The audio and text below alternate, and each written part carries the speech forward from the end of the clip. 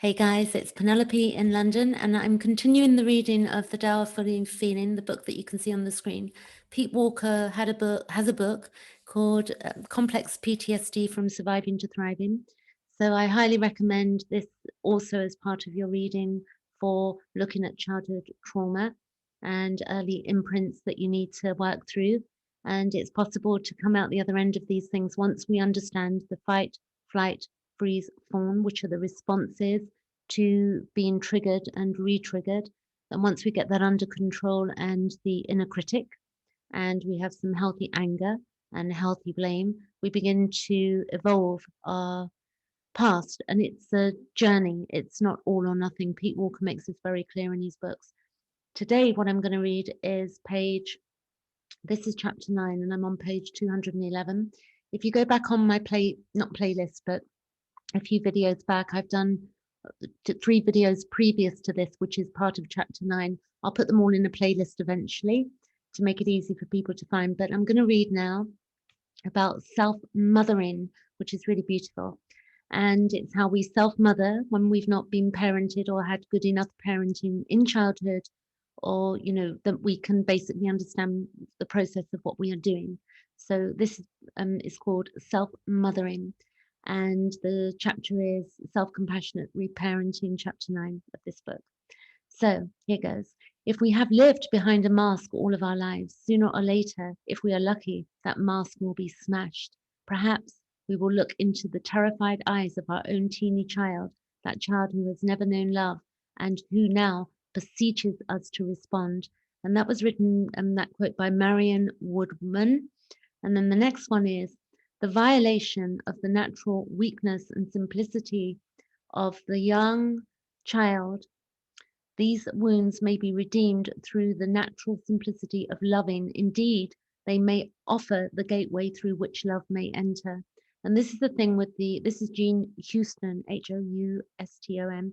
When we think about this, the more that we are comfortable inside and feel loved inwardly, then that's what we project out into the world. So you will find that a lot of people that are projecting, narcissistic traits and are very unhappy, and there's a lot of cruelty in them.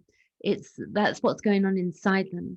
And it will never be, if you've been really mistreated as a parent, as a child, so it will never ever be something that you've done. So you are to take no responsibility for the actions of your parenting. But for our inner child, we do begin to take responsibility for our own inner child from now on.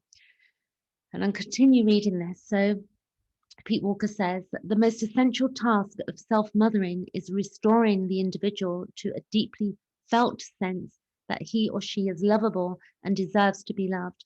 Self-mothering is the practice of actively and passively looking at the inner child in all the mental, emotional, and energetic states.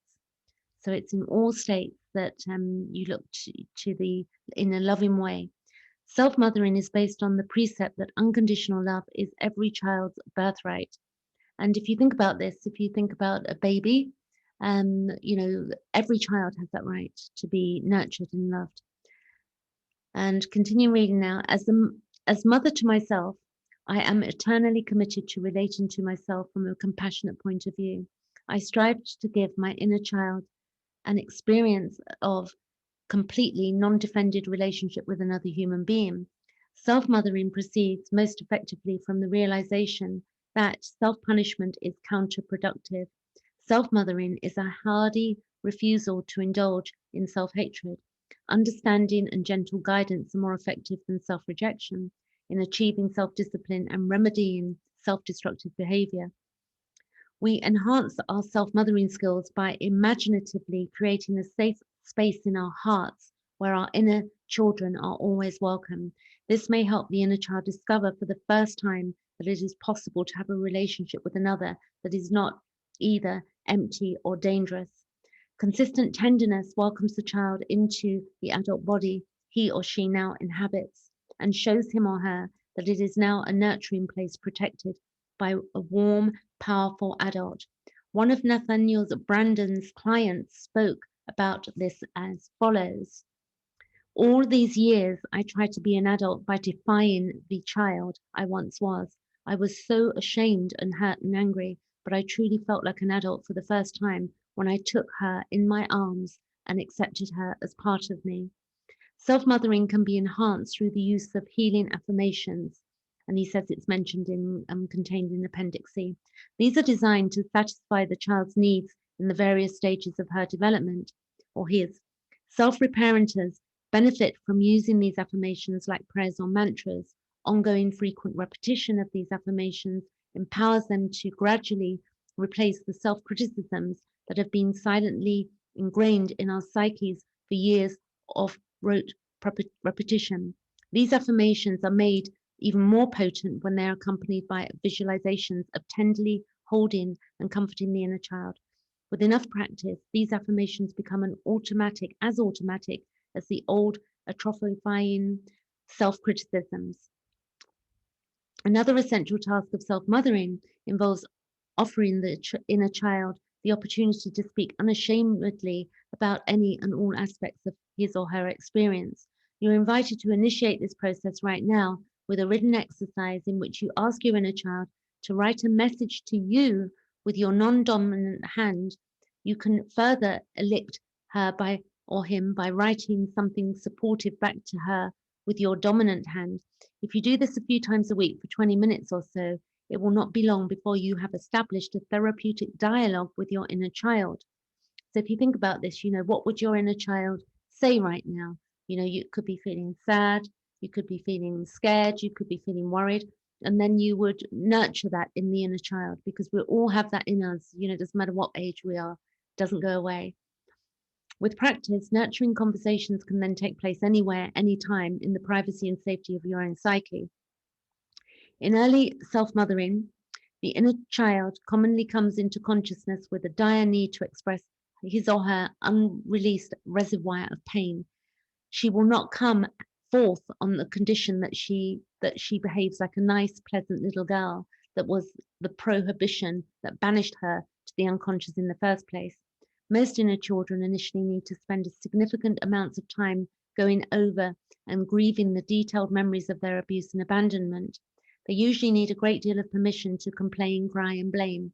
When inner children are not shamed or rejected for catharting, they eventually feel safe enough to talk about other lost aspects of themselves, such as their dreams, needs, desires, joys, and enthusiasms. Most of us inevitably slip back into treating our inner children as poorly as our parents did. So what we're doing as adults, this is the problem. We are treating ourselves the way we were taught, but the imprints, the way we were treated, we treat ourselves, and the way we treat ourselves inwardly then gets projected outwardly. So most of us inevitably slip back into treating our inner children as poorly as our parents did. This happens quite frequently in early recovery, but it is usually remediable through the apologizing process described in chapter 12, because every child is born with a tremendous emotional flexibility. Sincere and effective apologies usually restore their trust on those occasions when unconscious repetitions of parents' harsh judgments have forced them back into hiding. So the next video I will do will be on the bit of self-fathering. So if you need more help with this, I've got a ladies group over on Facebook, Anxiety PTSD Free for ladies. And for the guys out there, I'm not sure of what group, you search on Facebook, or I'll see if I can find one and put a link in my videos for future videos. And then also I've got a ladies meeting that I do on meetup.com, and I'll put the links below in the videos. They're free meetings. I do one on Wednesday, which is to do with the inner child for females, and then one on Saturday, which is for codependency. So do check those out and leave any comments below, and please subscribe if you haven't, and I'll keep putting out this information for you. Catch you later. Thanks for watching.